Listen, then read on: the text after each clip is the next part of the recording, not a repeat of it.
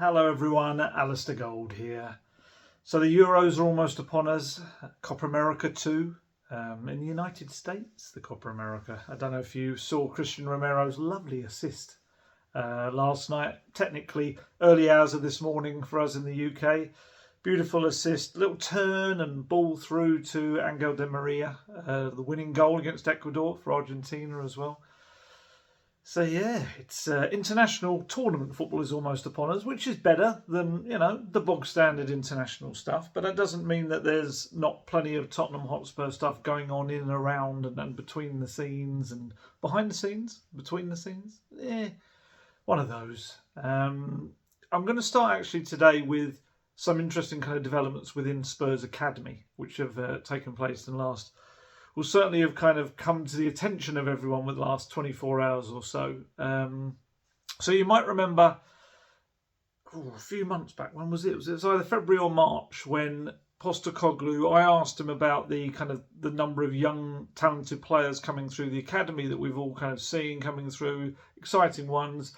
And he kind of hit back with a bit of a, the academy needs to be a lot better response. I don't know if I think I've got this somewhere down here that I've written in my notes, so I'll remind you of it if you didn't remember it. But it was a very public challenge, I guess, to the club and to the academy, which the academy are well aware of. Simon Davies, the academy director, is well aware of this need to continue to create a bigger production line in a way for the first team. And it looks like we're now starting to see parts of that put into place. Obviously, we've seen, I think, over the last year, a lot of stuff with under 21s and under 18s. But now, Southampton's Jack Chapman is coming in like a head of youth recruitment role, which should help Spurs towards exactly what Postecoglou is speaking about. So, look, there has been successes this season. Of course there has. Jamie Donnelly has made, 3 Premier League appearances, 1 FA Cup appearance. That's terrific for him. Mikey Moore, last couple of games, came off the bench and he's only 16, of course. Jamie's only 19 as well. We've seen Tyrese Hall in the last couple of weeks start to get involved with the team. Very talented young 18-year-old central midfielder on the bench against Man City. Got those minutes against Newcastle in a post-season friendly. And from what I understand, Postecoglou really likes Mikey and Tyrese. They're the kind of two, I think, for next season we'll see get minutes here and there especially with you've got Europa League as well. I think for someone like Jamie, they really like Jamie, but he's at 19 with we're going to talk about the amount of bottlenecking around the number 8 position that is happening right now at Spurs. I wonder for Jamie, I think maybe a loan move makes more sense for him, but we'll talk about that in a little bit as well. And of course, we know, you've heard me speak about this, the under-21s did incredibly well under Wayne Burnett, finished top of the Premier League 2 table, and then went and triumphed in the playoffs as well. And Stuart Lewis's under-18s, terrific last season with the Premier League Cup wins and the under-18s level, under-17s level, and they've just kind of kept on going and progressing really nicely this season as well, with, of course, some of the younger players like Tyrese stepping into the under-21s and now first team, and Mikey Moore, of course, stepping straight into the first team. So that side of it is going pretty well. That kind of level, I guess, between, I suppose you'd kind of look at it as 17, 18 up to 20, 21 kind of area is starting to produce some talent. From what I understand, it's kind of the best crop they've had in a while. Probably 17 to 21, maybe obviously some 16-year-olds with Mike in there, and Callum Ulasese as well, who was at the European Under-17 Championships too, and some others. Is very wary of starting to name people underneath that age group, because even 16-year-olds, there's a little bit of, if Mikey and Callum hadn't been involved in things, you'd probably not want to throw the spotlight on them. But yeah, there's a couple that are kind of in that 15, 16 year kind of age that there are some quite high hopes for, but it is only a couple. And that's the kind of the key thing, that they want to have more of a production, like a, not a golden generation, but a real team that are coming through that you could easily see a lot of them going into the first team, which you've seen at other clubs. And Postecoglou knows very well about youth football. He was quite famously involved with Australia, the international youth setup there. You might have seen it before he joined, or in the early months of when he joined. that little clash on TV towards it ended up being the end of his time in that role. But he also, myself having been in Melbourne and spoken to people that he'd worked with in the past, he was connected in and helped set up various kind of youth academies as well in Melbourne. So he knows what he's talking about with young players. I know he's kind of got a bit of a reputation among some Spurs fans for not giving the young players a chance this year, which kind of is levelled at pretty much every manager in the last 5, 6, 7 years or so. And even if they did give him a chance, they only gave him a slight chance. But I guess it's one of those classic ones of being on the other side of it and seeing whether they are ready for Premier League football truly or not, or whether we just want to see them. So yeah, his answer to me. And the other thing about academies right now as well is don't forget the whole financial fair play stuff and the profit and sustainability rules.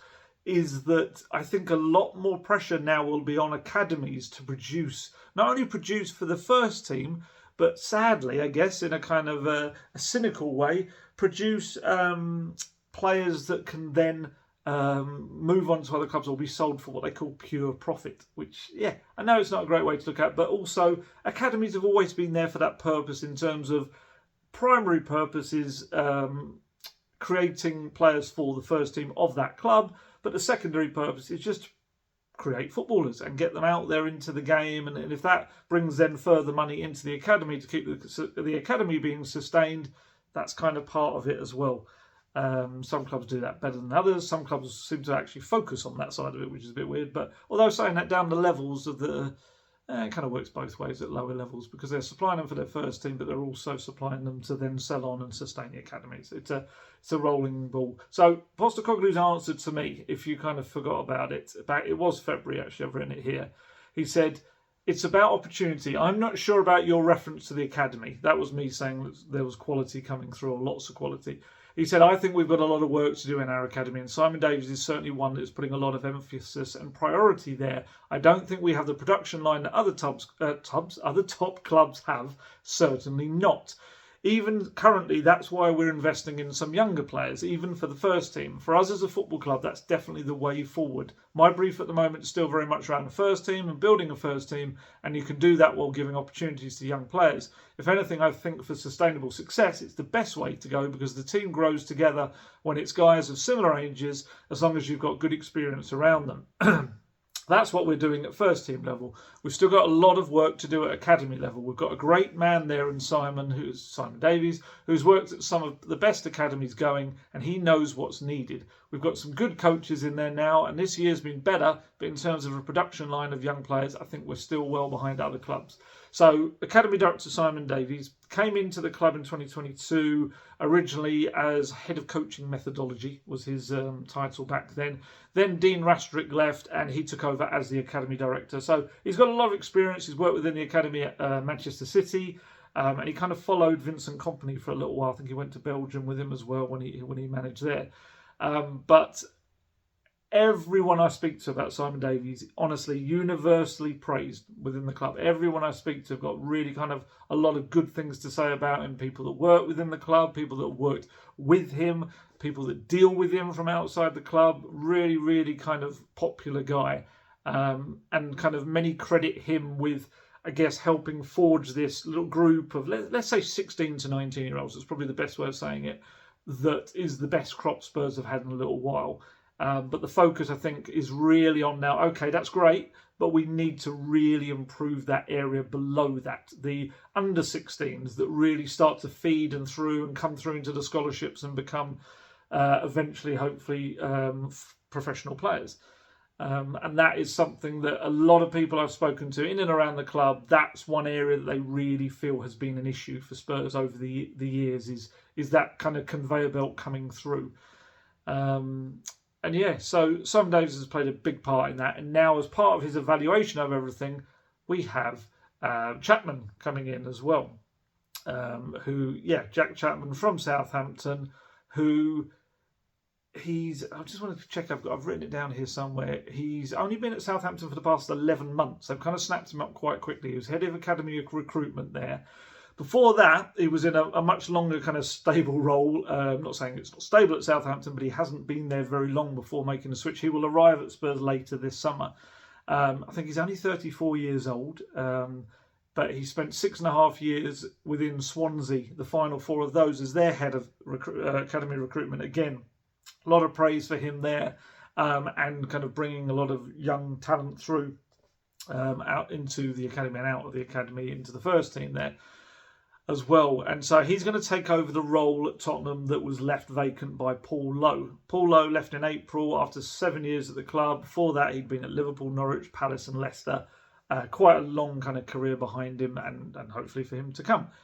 So Davies and Tottenham moved quite quickly to bring in Chapman, and he'll work quite closely with not only Davies but also the technical director, Johan Langer. Obviously, you'll know, does the first team stuff. And between them all, they'll really focus now on trying to get that 9 to 16-year-old age group really. I know it sounds mad when you think about 9-year-olds, but it is. That's the future of Tottenham, is these players at those age groups as well. And that's where there's kind of been this little bit of a void over recent years that, that's what brought the criticism from Postecoglou, and that's the previous managers as well. I remember Jose Mourinho saying about how there was kind of a mismatch at talent at certain levels of the academy. I think at that point, again, that was because of the process. So you can argue that it's lower down the levels, but within a couple of years, those players are then going to be your 18s to 21s. And I think there was a period where Jose's time, he said, I've got the likes of Dane Scarlett and Alfie Devine, but I've got no one in that age of the under 21s at that group that I would take into my team. And obviously 16, 17-year-olds, they're not ready really for regular first team football. So it kind of shows you the cycles that they go through. Also in the academy as well as Andy Scolding. You might remember he was brought in from Rangers as head of... It was like originally he had a head of football strategy role when he came in 2022. But his title now seems to be head of loans and pathways. So he's the guy that looks after a lot of those youngsters heading out on loan, the kind of the young moves. So Spurs have been quite successful really on the whole with the young moves this summer. You've had, this season. Alfie Devine's had a couple of decent loans. Obviously, the one at Port Vale a little bit more successful, but still steps up to the Championship. Ashley Phillips has had a good loan at Plymouth. Matthew Craig had a brilliant one at Doncaster Rovers. Josh Keeley had a good one at Barnet. Who else have we had? There's others. Obviously, you've got someone like Valise has gone to Sevilla and didn't have a good time. I wouldn't put that in the academy kind of bracket of loans, really. Troy Parrott's had a very good loan at, obviously, Excelsior Rotterdam, although, again, not entirely sure whether you stick him into that academy bunch, but technically he's an academy player. So, yeah, that's what Andy Scolding's up to right now, and he's also involved in recruitment of the 16 to 21-year-old age group. So that's the one that's kind of doing quite well at the moment. So obviously he's kind of part of this whole building framework that Simon Davies has kind of got going there. And yeah, like I said earlier, from what I understand, Chapman's going to come in with a big job on his hands, bringing in these kind of younger players, and just to bring in a bit more of a conveyor belt to the club as well. So yeah, I found that really fascinating.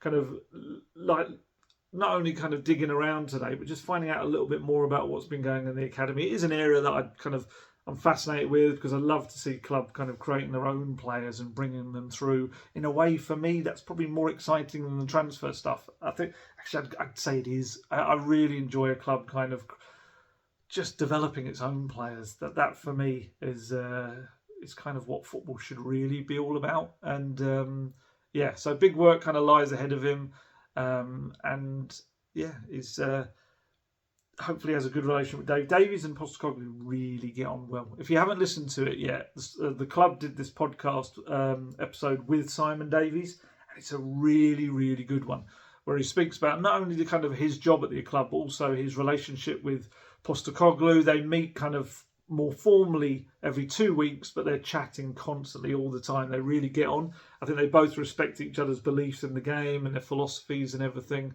And they do kind of match up quite nicely. So I really recommend listening to it as well. I did have a long quote here that he came out with about the academy, but actually I think it's probably, rather than me reading that out like story time with Alistair, it's worth you just kind of listening to the podcast and actually hear the man himself say it. So that's a lot of the academy stuff that's kind of going on behind the scenes. And like I say, Chapman will come in towards the end of this summer as well.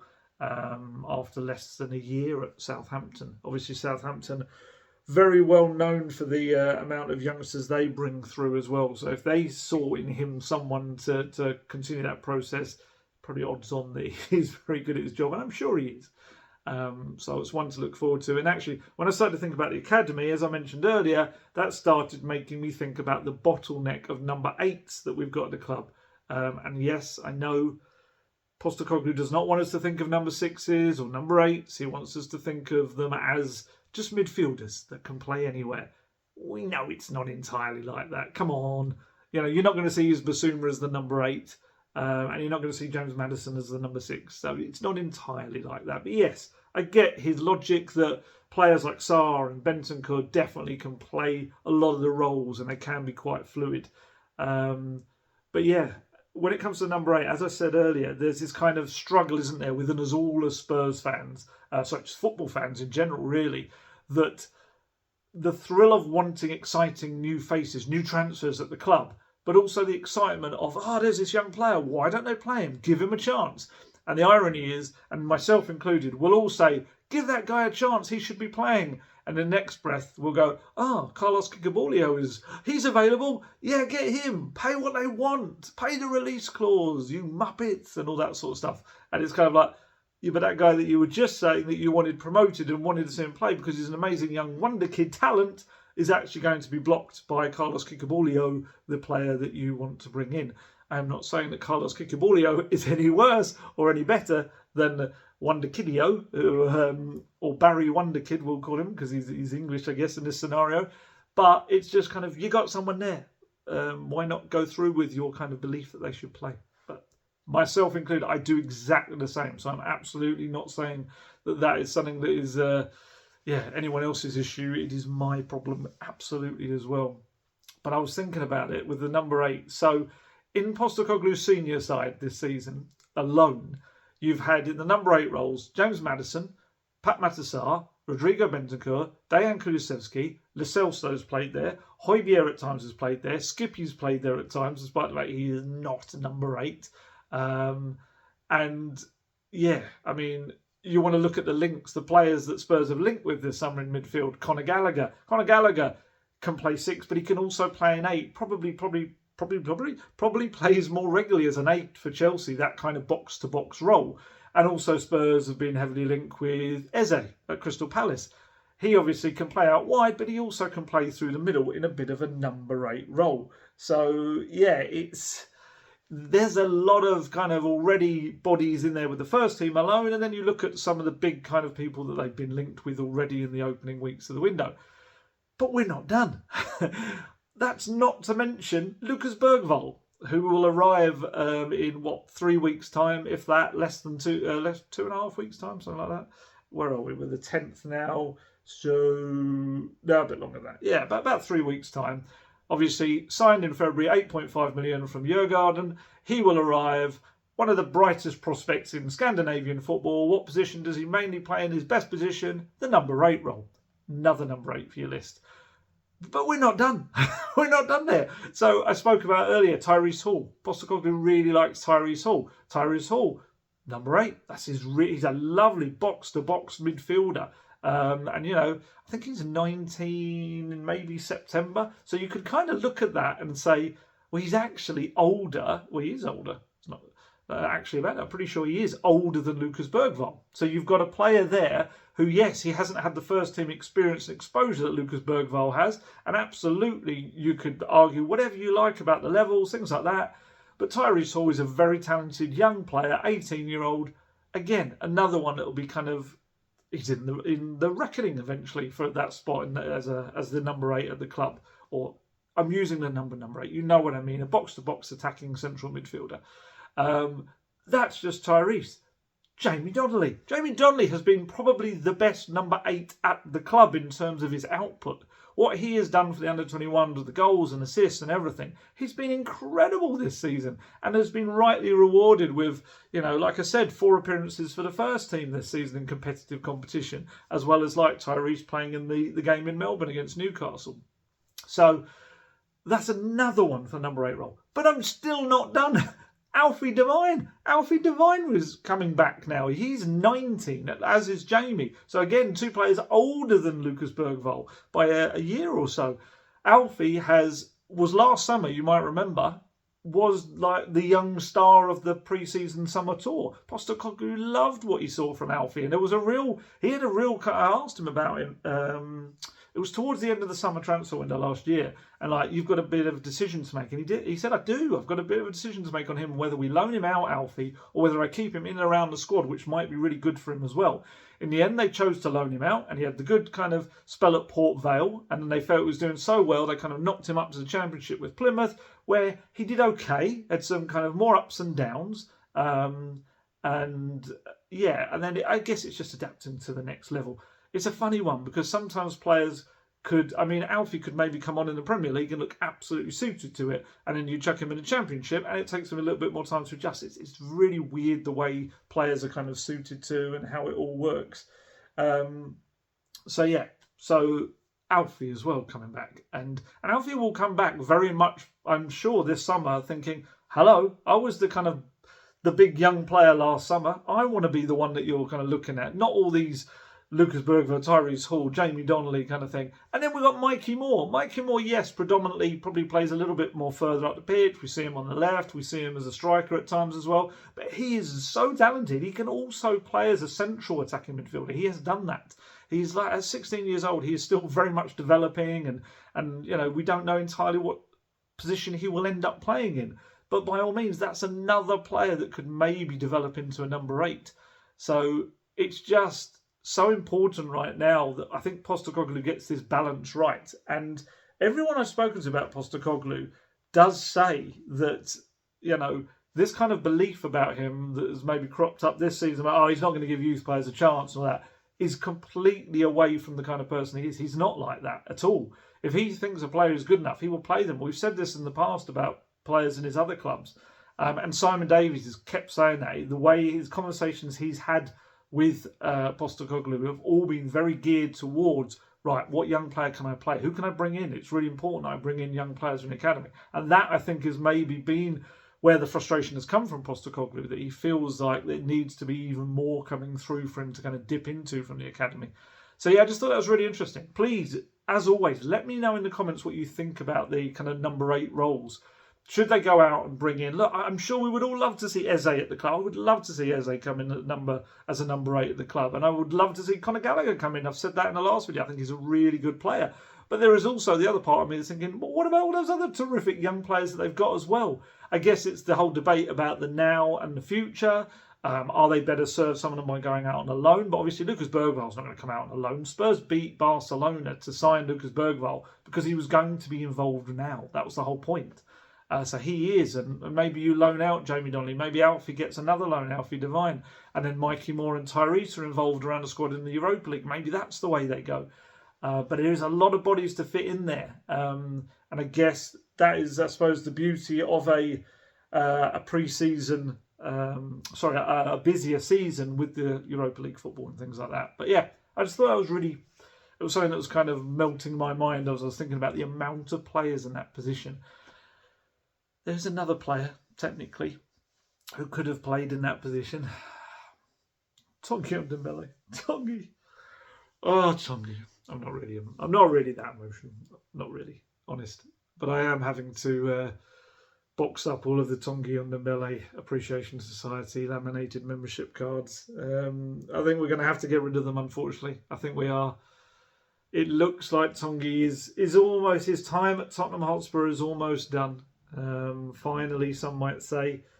Spurs are in talks to come to a mutual passing of the ways in that last year of his contract that needs to be, I guess, paid up or agreed to a certain amount. That, however that works, it's difficult because if you're the player, you're probably thinking, I'm going to earn this much a month or week. Why in the world would I want to cut that contract short? But I guess the other element, I suppose, if you're a player, is that as a free agent, there's maybe more interest, and also you'll probably get a healthier signing on fee as well because there's no transfer fee. So I'm sure there's ways that clubs can look at it and players can look at it as well. But wow, what a waste. What a waste of what could have been something so magical. It really could have. Oh, Tanguy. Honestly, you know, anyone that's a regular watcher of these knows my feelings on it all. You know how much I was pulling for Tanguy to just be the player that he could be, and the amount of chances that he had as well, the amount of managers that came in and tried to make it work for him. And then unfortunately for Tanguy, we've seen him go out to other clubs and not really been able to become a regular starter there either. So ultimately, unfortunately, it has to kind of fall back on him. It has to. There's no getting away from that. There's so many managers now in a row have not been able to kind of get the best out of him. And you do wonder, had Poch survived and remain, as in he's alive, I mean, survived in terms of Tottenham Hotspur managerial post, whether, you know, whether it would have been different. Maybe that was the sliding doors moment. Although, to be fair, Jose Mourinho probably got the best spell of Tanguy's career out of him.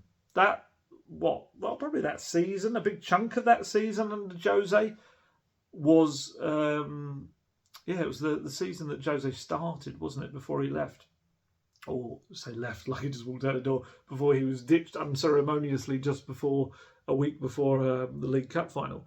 But he did, absolute credit to him, get Tanguy playing his best football since, you know, the Lyon days when Spurs signed him as well. So I am gutted it hasn't worked out. But ultimately, there's only so much you can kind of want someone to do what they should do. It's the old phrase, isn't it? You can kind of lead a horse to water, but you can't make them drink it. And I would love nothing more than Tanguy to still have some kind of wonderful career. I've interviewed him a couple of times. One that was quite a long kind of sit-down interview with him. And he's a fascinating character. He's a funny guy. He was always quite popular within the squad. He kind of came out of his shell a little bit, certainly in that Mourinho era. But yeah, it is what it is. It's just unfortunately not come to pass, which is such a shame. But yeah, it did make me think though. It provoked a whole article from me about that transfer window in 2019. That summer window. Cast your minds back half a decade. How excited we were back then. Some people have kind of claimed to me since I was not excited, but I'm sure I actually have no doubt of that. I'm sure some people would never get excited about anything. But back then, for me, by the end of that window, I was like, there's some really good young players Spurs signed that summer of 2019. So I kind of went away and I spoke to various people inside, outside the club who were involved in just varying kind of capacities with deals that happened, deals that didn't happen that year. And I kind of tried to piece it all together again and also using my memories from what I remember at the time. It was just a crazy, crazy year. That summer especially, because obviously, quite infamously, it came on the back, didn't it, of the 2 windows without any transfers, the summer and the winter ones. The 2018-19 season, which was just so dreadfully without any kind of incoming transfer. I know some kind of people do that in days and they talk about it as like a year and a half and all that. It's like, I get why people do that for dramatic effect, but essentially you can't sign players in those other days. So yeah, it was 2 windows, and that's not excusing anything. Please don't get me wrong. It was pathetic. It was absolutely pathetic. It was those 2 windows. And I remember, seeing how frustrated Pochettino was during that time as well. So I am not excusing it in any way. But I'm just saying it was 2 windows. That's bad enough. That is bad enough. It was just that time, wasn't it? When they almost said won the Champions League. Oh, I wish. When they got to the Champions League final in Madrid, and that whole season they just needed some boost, they needed some, and that kind of papered over the cracks that final, didn't it, of not being able to rejuvenate a squad that was clearly just starting to get stale. And it was such a key, obvious component was to kind of improve a squad like that. And then obviously they didn't, and a lot of those players suddenly thought, well, hello, we're at the peak now. that's it. Not going to get any better than that, is it? And then we're not going to win stuff. And they all started to kind of want to leave. At the time, I remember the club, the whole feeling within inside the club was that they were spending so much money on the stadium build and everything as well. Money was tight because it was tied up in the construction of that and obviously the debts that came of that. Because let's be honest, you know, we know that the ownership, technically it was ENIC. Yeah, I was trying to think. Obviously, Joe Lewis back then would have been. There was not a sense of pumping money into the club. We know that. We know it's always been the way, and it was not the way then. It is a club that is meant to be self-sustaining. And obviously, at the time when they're building a stadium, that was the whole logic behind it. It didn't make it any less frustrating, but that was the logic behind it. Kind of in hindsight, when you look back now, you do wonder, the club was so desperate to avoid selling big stars. You know, it had to do it with Kyle Walker. They felt that was the time. But obviously they'd been known in the past to do that with Bales and Modric's and Berbatovs and players like that, even Teddy Sheringham. And there was this kind of real fear of doing that again. But I do wonder, looking back in hindsight, if they weren't going to put the money in that they needed to put in themselves, the hierarchy, then would it have maybe been better to sell one of those big players, as painful as that would have been at the time, to actually help rejuvenate the team with signings? Obviously, you could quite easily look at what they spent the Bale money on and go, yeah, probably not. But the logic is maybe there as some kind of sliding doors moment, perhaps, as well.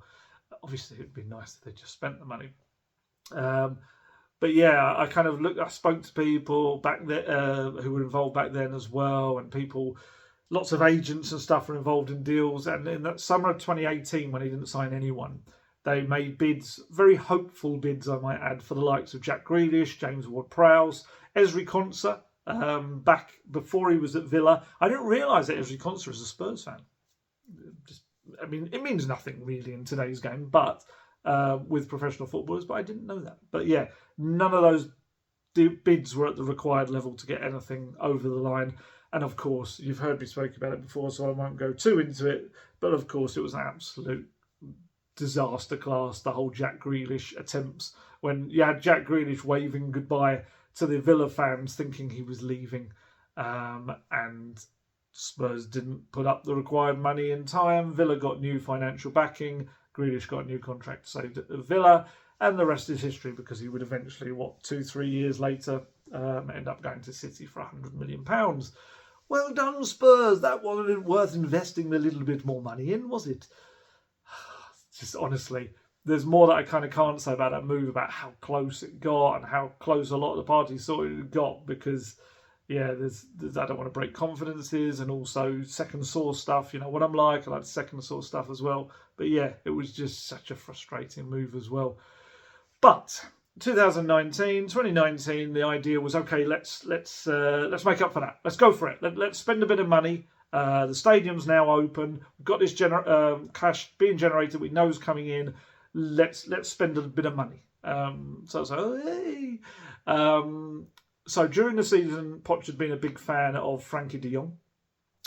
He was the player that he kind of really thought, he would fit perfectly into my system. He was only 21 years old then at Ajax. Spurs in the first half of the season kind of made some attempts to try and bring him in later or towards the end of the season. But unfortunately, there was a bit of a roadblock, and that was Barcelona. Barcelona were very willing to spend what would eventually be £73 million, 86 million euros. On bringing him, agreeing a deal to bring him at the end of the season. So Spurs could not get, I would say, first choice. They were very close. There was Frankie de Jong, who was obviously doing it at that level, but you also had a certain young Frenchman called Tanguy Ndombele. So I would say Frankie de Jong just above him, and then you had Tanguy Ndombele. So de Jong's out of the picture. Pochettino and the then technical performance director Steve Hitchin focused all the attention on Tanguy. And yeah, they, to be fair, managed to bring him in. And there were some reservations, of course, about his motivation levels in the past, but it felt like he'd kind of come over that or got over that, and the feeling that Pochettino would be the man that would, that could kind of sort that. He'd worked with a lot of young players, some that had similar-ish issues, and he'd got the best out of them. And of course, Daniel Levy up against Jean-Michel Aulas, who's a bit of a known for his negotiations, let's say, as well. But they managed to get there. And I remember, I actually looked at, I've still got the press release that Lyon sent out at the time. After lots of toing and froing, other clubs interested as well, Spurs bought him, and the press release that I got from Lyon said 60 million euros with incentives which could reach as high as 10 million euros. So in all, that's about just under 60 million pounds for Tanguy Ndombele. Spurs are about to release him for nothing. Well, there you go. Oh, that's just mad, isn't it? Tanguy went off, and they got him reasonably early, which was rare for Spurs, and you know, until recently, he's still been quite rare. Brought him in early, went off on the tour with Spurs to Singapore and Shanghai. I should have known then. I did a little interview with him out there with a couple of other journalists, with Musa Sissoko translating for us, and I asked him about how he was feeling about the pre-season, and he just looked at me as if, oh, it's so tough. And he was like, and I asked him again later when we sat down for an interview the following season, and he actually admitted, yeah, I told my mates around then that I really would like to leave the club. 3 weeks in, the signs were all there. Of course they were. But yeah, Poch just got more and more frustrated over that pre-season. Don't forget, Kieran Trippier had left for Atletico Madrid. We're going to talk about trips a little bit later. Moussa Dembele had left for China in January that year as well. So they really needed kind of new blood. The next player they signed was Jack Clarke. And, you know, Jack Clarke's gone and done very well for himself at Sunderland. But at that point, Pochettino didn't want him. He didn't want him for the first team. He didn't feel as ready for the first team. So we had this really awkward thing where it was a classic kind of club signing where they were like, oh, good young English player, he'll do really well. And Poch was like, yeah, but not now. So they had to really awkwardly send him back to Leeds on loan. And you might remember Leeds had too many loan players. And it was like he just couldn't really even play for them. It was such a disaster. And another player Spurs were looking at that time was Jared Bowen, who was at Hull. Bit older, but his price tag was about double that of Jack Clarke's as well. And Spurs eventually went towards Jack Clarke. Again, talk about sliding doors moments. You do wonder, had they put in a bit more money, gone for Jared Bowen, first team player there, you know, and we've seen what Jared Bowen's done. And I think he would have been very good under Poch as well.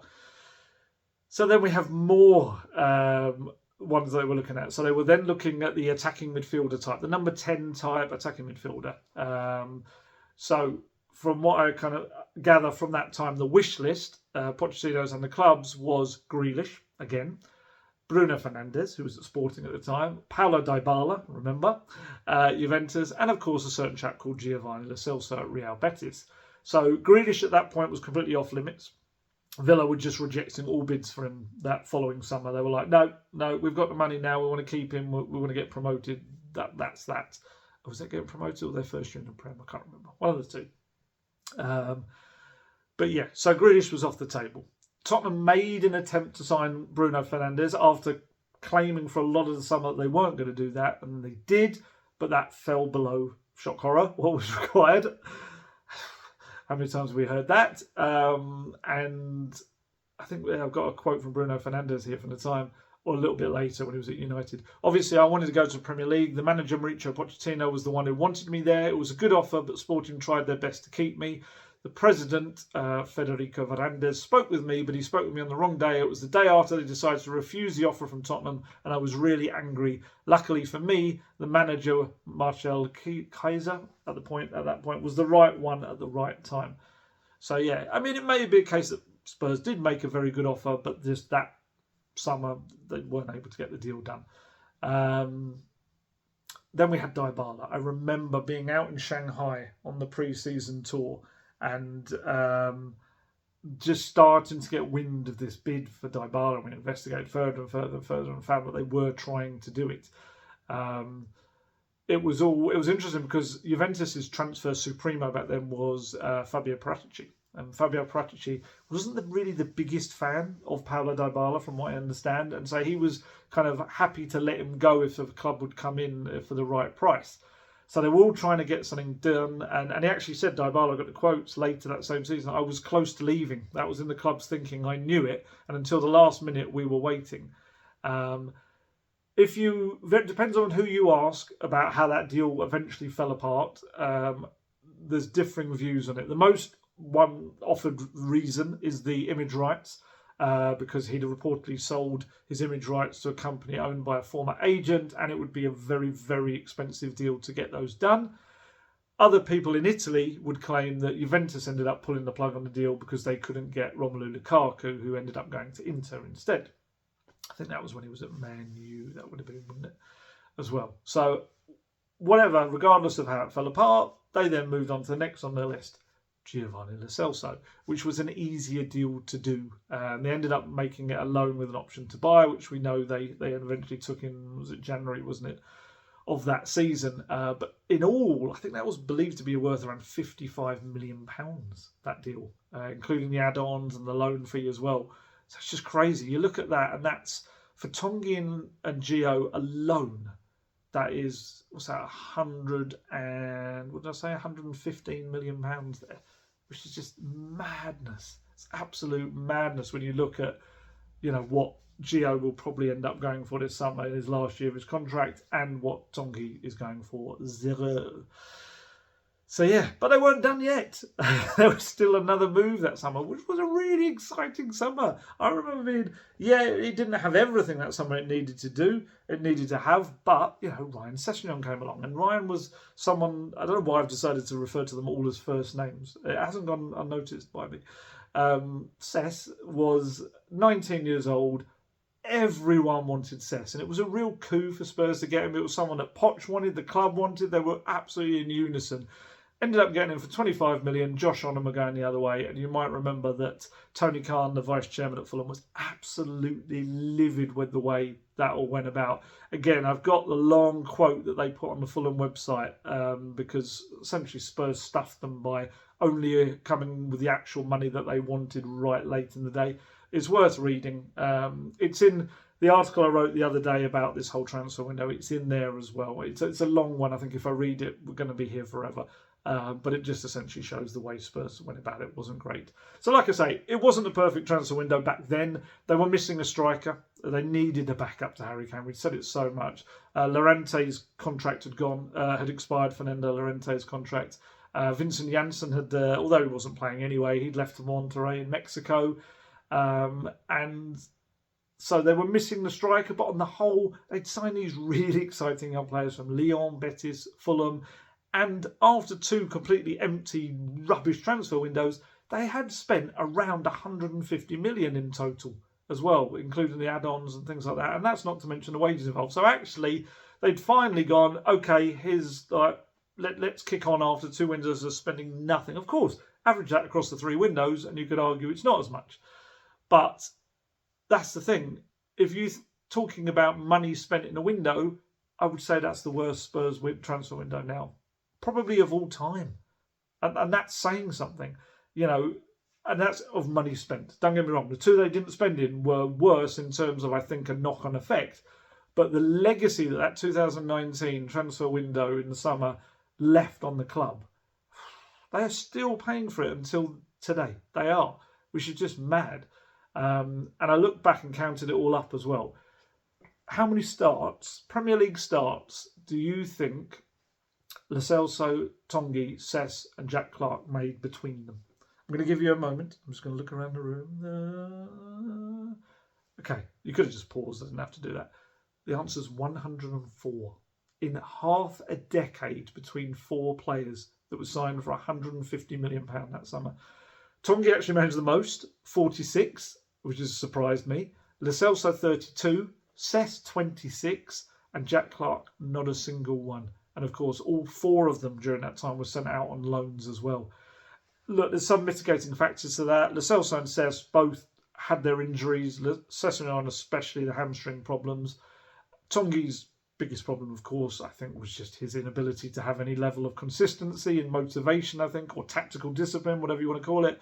With Jack Clarke, I think it's just unfortunately he was a club signing that was not really wanted by the manager, and then just wasn't maybe at that point at the level that future managers wanted. Although they used to praise him, I remember everyone saying his fitness was so good compared to the other players, but just maybe wasn't at that level then. But now brilliantly. He's kicked on at Sunderland, and could well be a Premier League player next season if someone buys him this summer, which they tried to do last summer. He actually, there was some interest from Italy abroad in him, Italy in taking him abroad as well. But yeah, just shows you just what a crazy kind of time that's been. And Lo Celso maybe could have had more opportunities. It didn't quite work with him with certain managers. With Conte, it didn't really work. But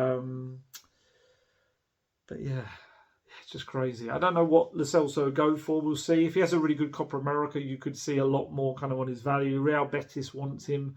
I think there's a few other clubs that are quite interested in him as well. I like Lo Celso. I know he's not everyone's cup of tea, maybe, but I think there's a really good player there. I don't think kind of motivation's ever been his issue. I know he used to get quite down and disappointed when he wasn't playing, and that's especially when he was younger at Spurs. But I guess that some players just have that, and then they kind of take it to heart.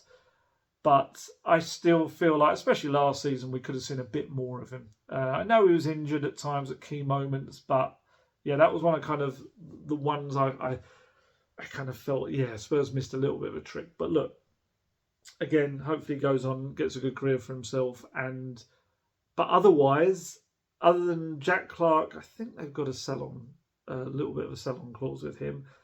Tanguy nothing, Cess nothing. I don't know what you get for Lo Celso, but last year his contract maybe, I don't know, 15 million maybe, and that's absolutely me guessing. Do not use that, please, as any kind of reference point. That is me just guessing. I don't know what you would get for Lo Celso, but you think 150 million pounds of talent, and you might end up getting 15 to 20 million back for it. Just crazy. And 104 starts in the Premier League. Yeah, it didn't get much better after that, to be fair. You had 2020 January window. You had Steve Hitchen pushed for the Steven Bergwijn signing. I liked Steven Bergwijn. I still think he's quite a good player, but just didn't quite work for him at Spurs. He maybe had some confidence issues in front of goal, which is, seems to be a thing that some Dutch players had at Spurs. Vincent Janssen being another one. And then Jose Mourinho, a combination of Jose Mourinho and Jorge Mendes, trying to get his pronunciation right, brought in Gedson Fernandes. You might remember him. Of course, neither player at the club any longer. So again, another unsuccessful overall transfer window. But even 2020, which I felt again was quite exciting in terms of filling a lot of the positions that needed filling. And we got the return of Gareth Bale. I look back at that window. So you had Gareth Bale, Sergio Reguilon, Matt Doherty, Højbjerg, Joe Rodon, Joe Hart, Carlos Vinicius. I know right now we're looking back at that thinking, ugh, with some of those because they didn't end up working out for Spurs. But at the time, they seemed perfect for Mourinho. I think the one you could maybe argue was that, they maybe needed another top centre-back to come in, and they went for a bit more of youth with Joe Rodon, who's become a very good player.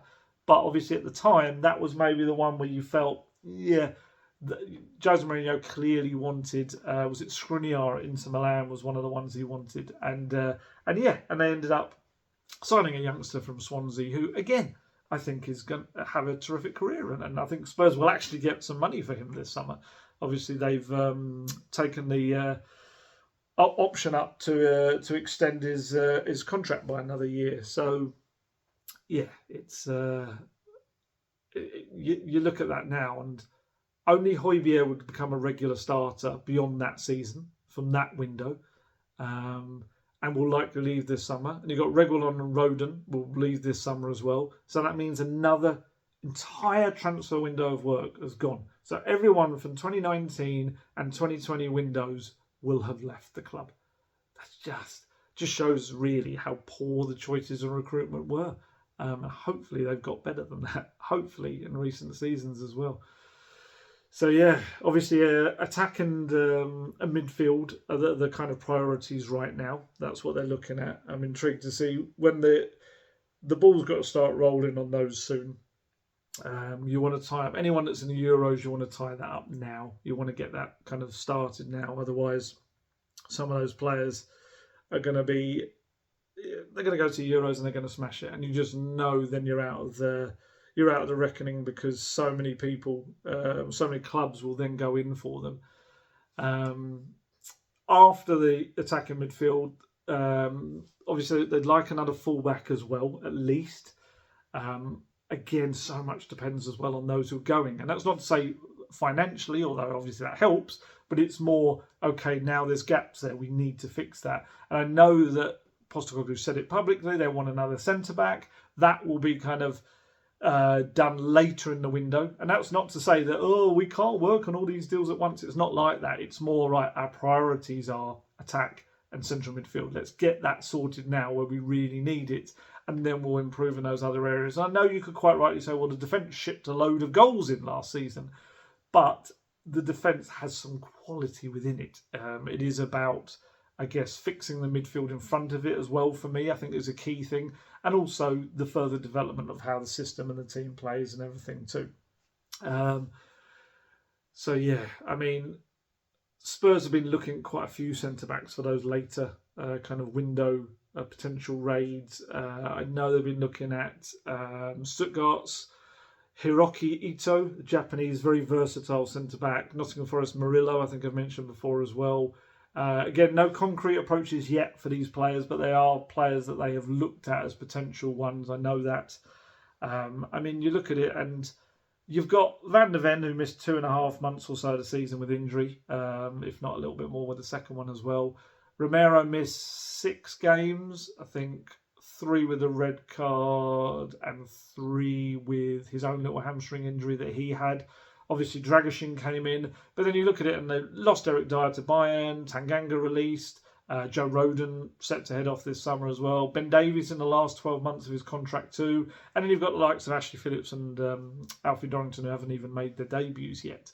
So you can understand why Postecoglou did say publicly that he wanted another centre-back to come in at some point this season.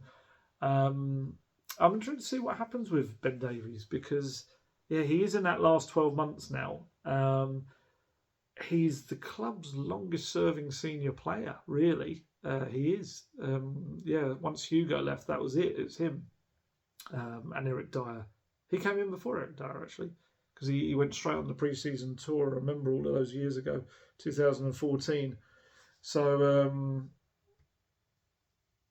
yeah, it's. I'm interested to see what happens with him and what he decides. And I don't think Postecoglou would be, against having him there as a versatile option at all. And he's proved that this year. He's done absolutely fine. And he is kind of a good character and presence to have in a squad. And I know there's some people that get down on him, but there's a reason that every manager at Spurs has really liked Ben Davies.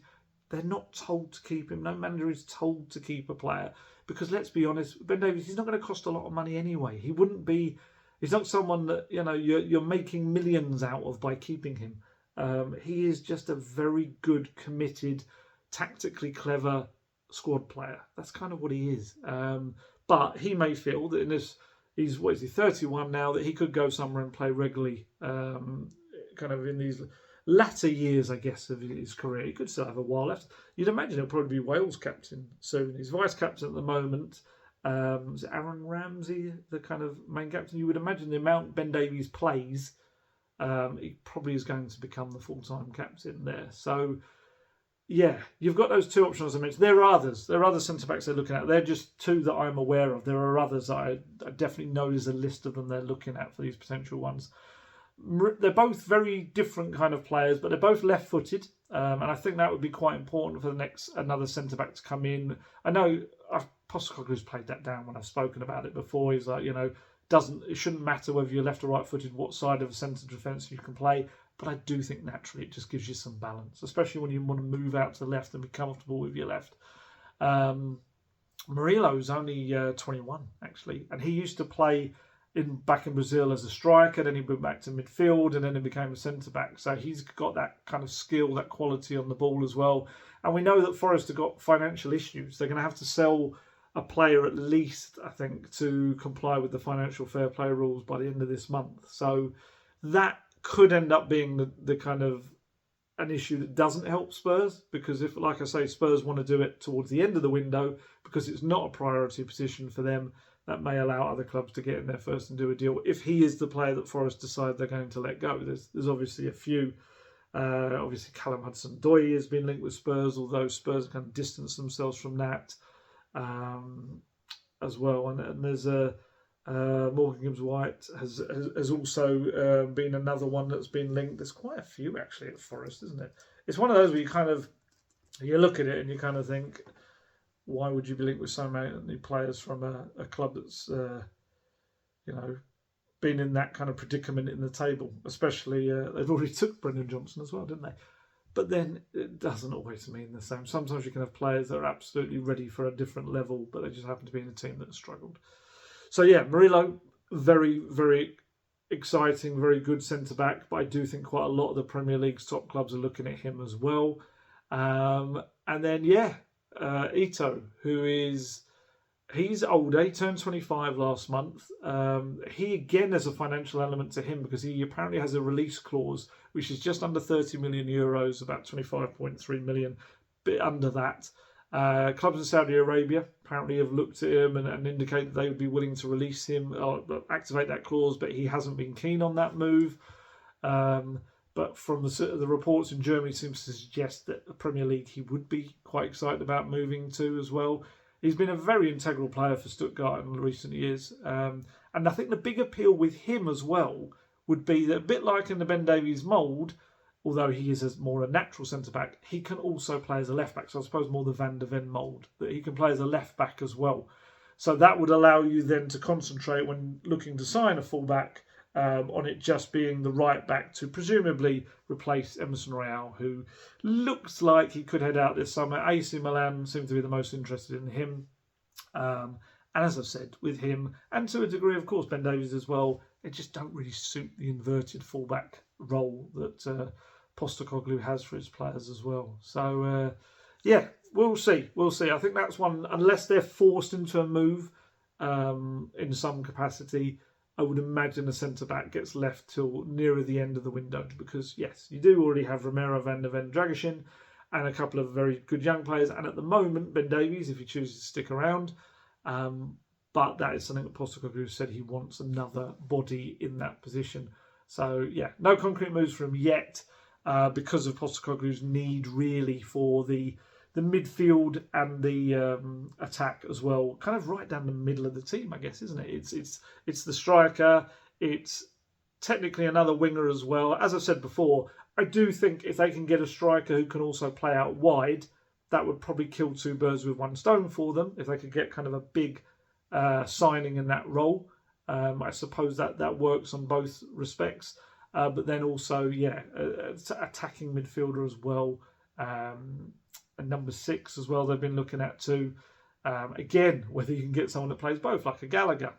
It's one of those where I guess you just judge each individual deal on its merits. And then, as Postecoglou said, he's very happy with their plan for it. So whether that has got plans, it must have plans A, B and C and more.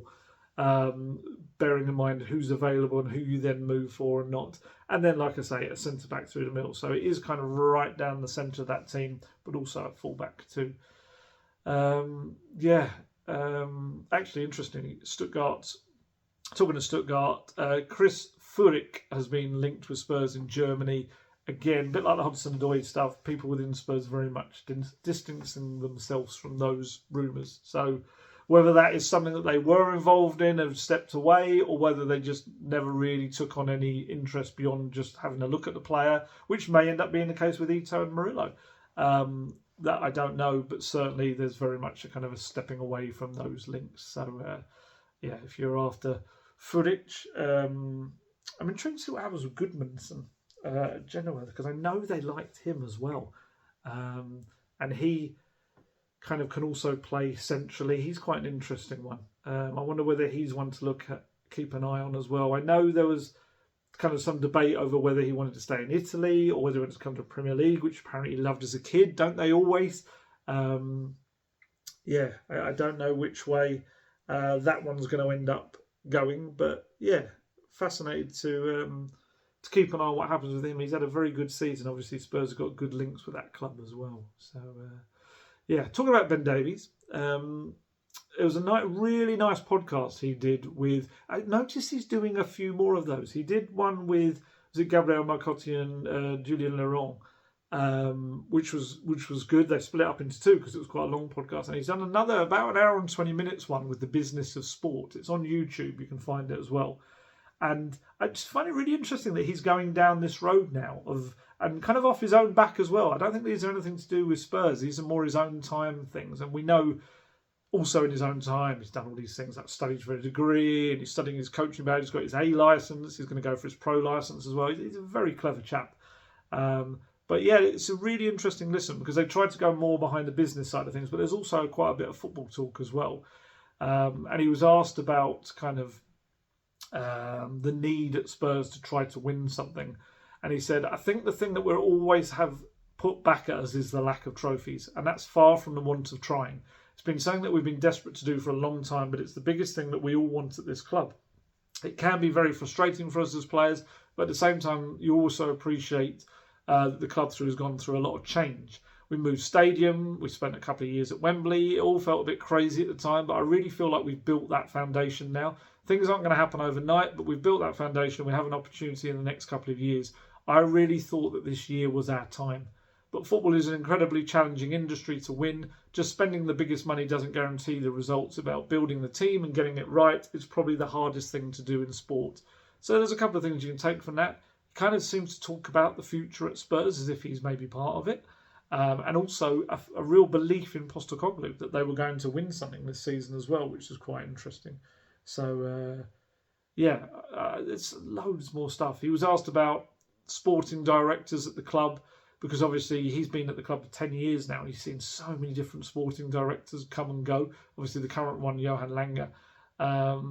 And I'll read you out this quote he said about it. It was quite interesting. He said, at Tottenham, it's changed a lot since I first arrived. I'm probably a good person to speak to in that sense, in that I've seen it when there was no real link between the board and the players, whereas now we've had sporting directors come in, and I think they've really bridged that gap. It bridges the gap between the players and the club management at times. It's a difficult one because ultimately I think it's a better structure to have a sporting director in place. They're linked with the business side of sport, with the needs and wants of the ownership and management of the club, and are somewhat related to the players and the playing side. When you're a player in a club, your sole interest is to win games. You shouldn't have any other thoughts about the finance of the club, whether they're going to be okay with financial fair play, who's going to be the manager, anything like that. You should be in your bubble of this is our team, this is our manager and coaches, and this is where we're going to stay. So having that link gives you an idea as to where you want to go as a club. I think a sporting director can come in and set up processes that are going to be stuck to whatever manager you have. I've been at clubs, well obviously Spurs and Swansea, where when a manager came in, they had sole discretion on transfers and the way we're going to play, and that can change manager to manager. Having a sporting director in place, a technical director or head of recruitment, all those job titles can be quite interchangeable. It puts in place a framework of how we're going to do it as a club. It would probably sound strange in any other business that a new manager could come in and change the whole shape of that business. It's true, actually, isn't it? In what other business would you have someone that kind of in a lower level than the top of a company would come in and change the entire company? It's actually a bit strange in football that it can be like that. And that's, I guess, where sporting directors are. And he's actually asked about his own interactions with sporting directors. He said, well, actually, from my experience as a player, I haven't had too many dealings with a sporting director. I've obviously had conversations and semi-serious discussions with some of them, but I've never been in those situations where I get to see the actual day-to-day of what they do. As players, you're really put in your bubble, and when the sporting director really wants to talk to you, it tends not to be so good. It's a really interesting podcast. There's some good stuff about the kind of the Pochettino era as well, and what Poch put in that time, and the foundations, the culture that he created in the club that made them such a different club, and one that were finishing, second, third, and fourth in Champions League finals and things like that. Which is really fascinating. It kind of does make you think, well, presumably this is what Postecoglou is trying to do as well. It's a good interview. He talks about Mourinho. He really got on well with Mourinho, very, very much so. Ben Davies had some really good chats with him, long kind of discussions about his career, as in Mourinho's career, which is really good as well.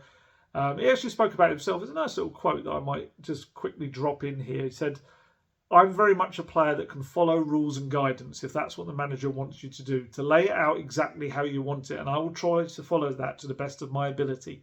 I'm not one of those flair players who wants the freedom to do whatever they want. I like structure and guidance, and then that can help me. It's just the way I am. I thought that was quite a nice summing up of him. If you tell Ben Davies what to do, he will do his utmost to deliver that for you. And that's the kind of player he is. He's not going to be a headline sexy signing. He's not going to be the guy that produces this moment of magic to win a game, but he will consistently deliver. Consistency, I guess, is the way to put it. So he's never going to be kind of the popular, probably player with a lot of the fans, but he's one of those who actually within the club is always incredibly appreciated. And I think it'll be very, very sad if he does head off this summer. I do believe that. But yeah, you can see I'm always constantly checking. Whenever I do these transfer window ones, you just got to keep an eye because, yeah, just anything can happen. It really can. That was a song, isn't it? So yeah, I've got. Kieran Trippier did a little interview with just to kind of tidying up some housekeeping things. Kieran Trippier did a little podcasty interview with Gary Neville for the Overlap, which was really good. I like listening to Trips talk. He's another one that's quite honest in the way he speaks, and he spoke about when he left Spurs. He said that was his biggest regret, was the way he left Spurs in 2019 after the Champions League final for Atletico Madrid. He said it was because it all was a bit sour, and he said it was on both sides, his side and the club side as well. And he was asked to kind of explain that, and he said to Gary Neville, I think in the way that I left, I talked with Daniel Levy, obviously, and the manager. It was difficult. And he was asked, Neville said, what was it like speaking to Daniel Levy? And he said, it was difficult. Of course it was. I just asked, am I part of the plans? And he said, speak to the manager. So I went to the manager, obviously it was Poch, and asked if I was part of his plans. And he said, speak to Daniel. And I just kept getting thrown around like a yo-yo. As a player, you just want clarity. If I need to move on, then that's all I need to hear. Just a bit of honesty. Just tell me the truth and no problem. Players come and go. That's no problem. I always liked Trips. I did. I felt he got a rough ride in his last year, and he's admitted himself he made the biggest mistake he could have made. Was that last year? He had injury problems. You remember he injured himself in the was it the third place match in the I feel like it was either the third place match or maybe even the semi-final against Croatia after the free kick towards the end of the World Cup. And he essentially, that injury dogged him through the whole season, and he should have got it sorted. But he admitted in his own mind, quite selfishly, he kept playing, and his performances suffered. Form really went out the window, and he got a lot of criticism for it as well. And ultimately, you can see now what a terrific player kind of became. And I think he won the league, didn't he, with Atletico, and ended up being quite a big part for them as well. And you just wonder. And again, that's maybe where Spurs and the medical staff should be coming in and saying, just stop. Just stop for a moment, have a rest, come back. We know you don't want to do it, but honestly, you'll be better for it. And maybe, who knows, second half of that Spurs season could have been so much better for him and Tottenham. And who knows what could have happened in that big night in Madrid. We just don't know. Sorry, what was that? Just popped up. Was something about Højbjerg. What was that? I've got to look. I'm just fascinated whenever I see these things. What media have linked who with where now? I always find them incredible. I thought it said Højbjerg. Oh, Fenerbahce. Fenerbahce, another side to have discussed Højbjerg. Of course they would. I did a piece this week actually looking at the potential with Conte now in at Napoli and with Mourinho at Fenerbahce, like which players could they look at? Højbjerg was the one I was like, yeah, both of them would probably look at him. They both loved him. You would imagine Napoli would have more chance because obviously a higher level, I guess, of football. Fenerbahce will appeal to a lot of players as well. But I think with Højbjerg, certainly looking at the clubs that have been in for him in the past, I think he'll probably get quite a decent move this summer. He's one of those, I think, a bit like Lo Celso at the Copa America. I think Spurs will benefit from them playing at international competition because I think he will go there and have a good Euros. And I think that will help him. He kind of always seems to do quite well at international football. And not to say he doesn't do well at Spurs, but he seems to be quite a goal threat as well. Was it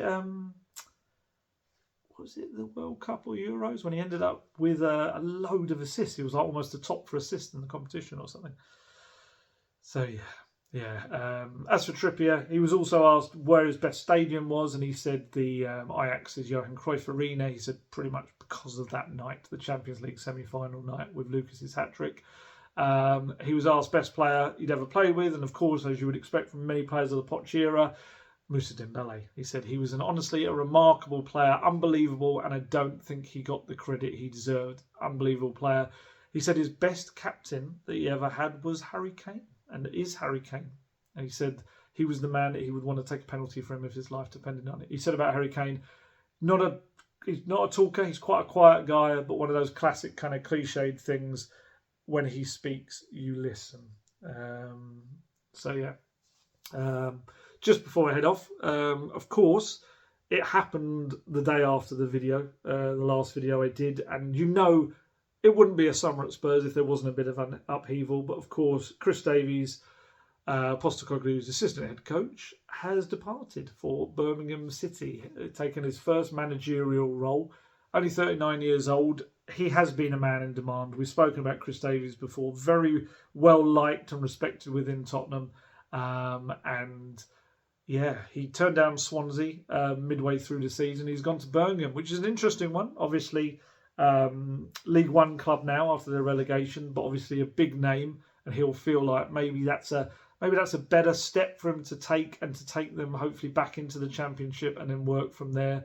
He signed a 4-year deal with them as well, and after Spurs and Birmingham agreed a compensation package for him as well. They went through a lot of upheaval last season. They had John Eustace, Wayne Rooney, Tony Mowbray all at the club, and apparently, according to Birmingham themselves, they had evaluated close to 1,000 coaches and spoke to more than 40 directly or through the representatives before coming to Chris Davies as their top choice. So that's like being in The Apprentice. He got all the way to the end. Postecoglou said about him, Chris is an outstanding individual. He's done some fantastic work with us in the last season, and as I've said before, that will attract attention. So it's no surprise to me that a club of Birmingham City stature have shown an interest in him. I'd like to thank Chris for all his hard work, and we wish him all the best. I know that certainly speaking to people around him, that Chris Davies really enjoyed being at Spurs. Loved it. That was kind of part of the reason for turning down Swansea, was that he wanted to see out that season with Postecoglou. He was really enjoying the experience, and like I say, very well liked within the club as well. And he does leave a gap. He does. He was very impressive on and off the pitches as well. Good communicator, very clear in his instructions, which is what Postecoglou loves in his coaches. That's part of his whole thing. And also, speaking to a lot of people in and around the academy setup as well, they really felt like he was the link between them and the first team. He really took a big interest in the talented young players coming through. Not enough in Postecoglou's eyes, but he really liked them as well and was very good to them and working with them when they did come into the first team as well. So yeah, he's got to decide now, I guess, who's going to be his new assistant head coach. From what I understand, he will evaluate candidates outside and inside the club. It's not going to be one or the other.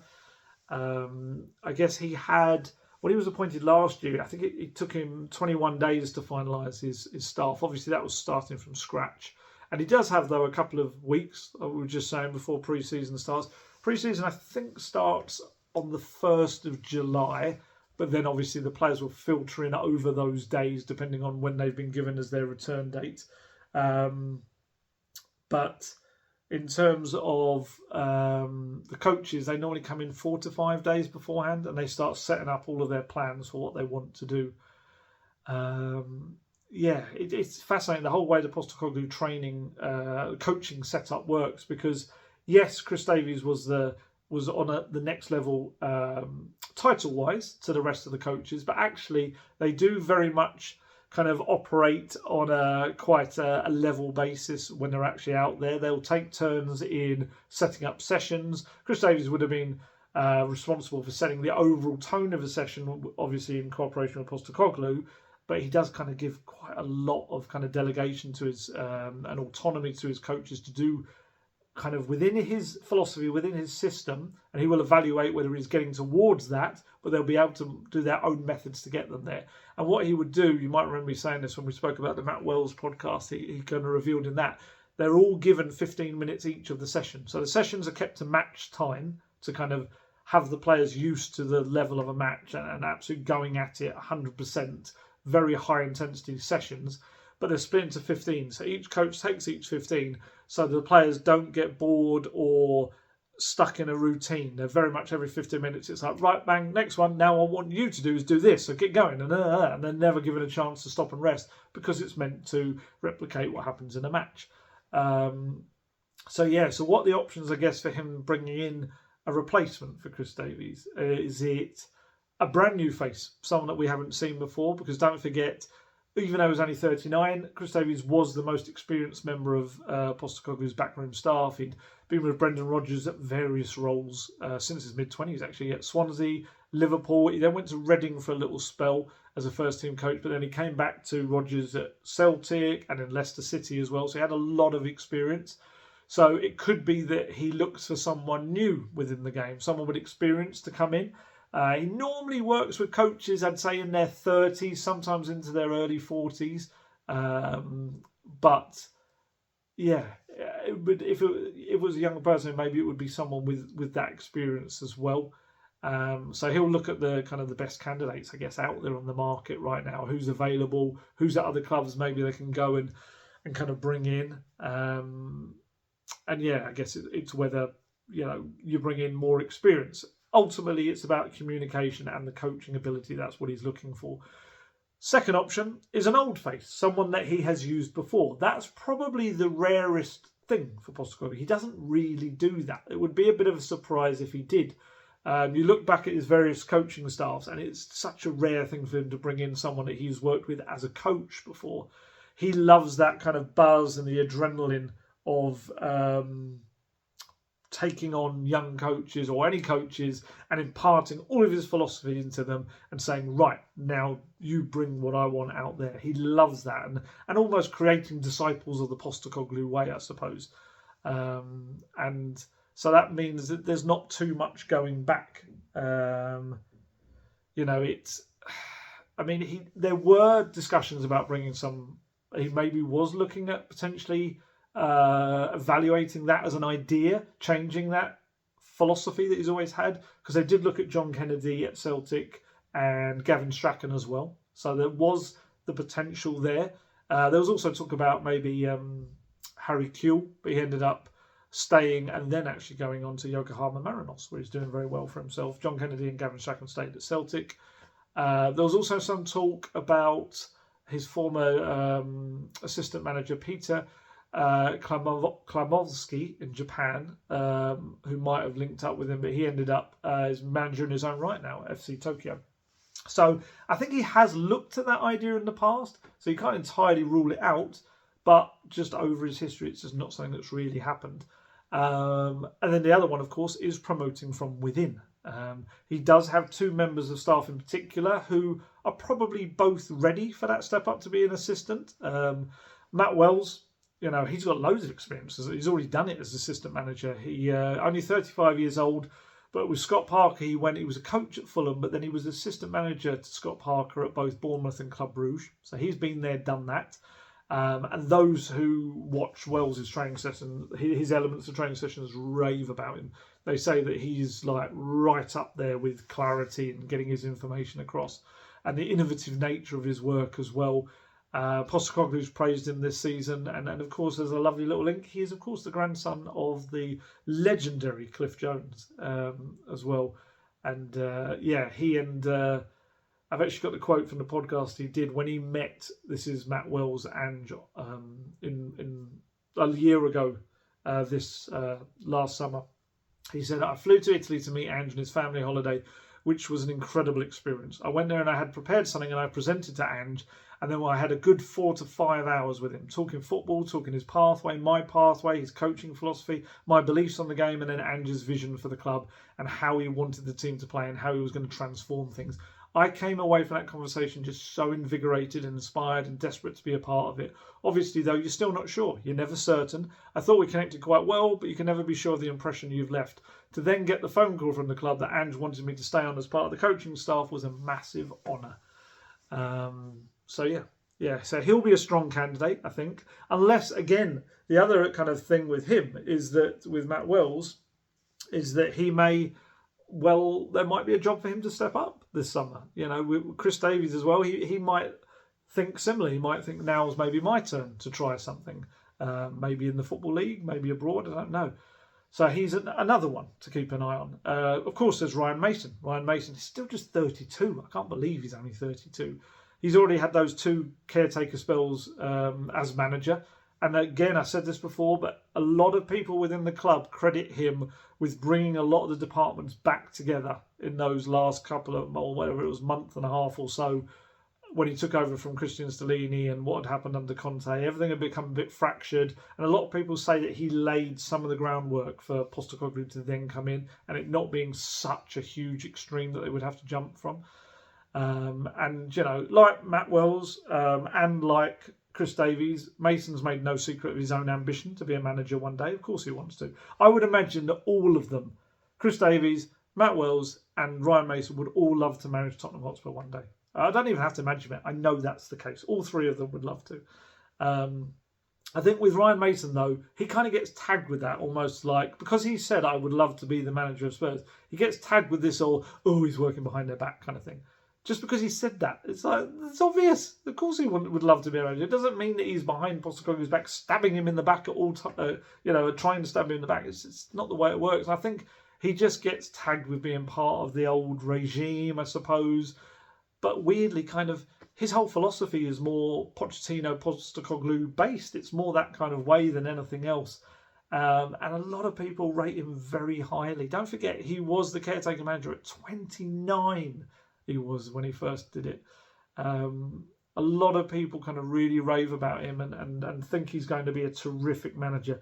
I wonder if he is one of those that has to go away to kind of earn a bit of respect to then come back. Maybe. I don't know. We all kind of in our kind of minds kind of just view things in certain ways, and sometimes it's unfair, sometimes it's not. But I would say with Mile Jedinak, he's older. I mean, he's 39, same age as Chris Davies, but I would say Mile Jedinak is probably hasn't got that experience yet of first team coaching.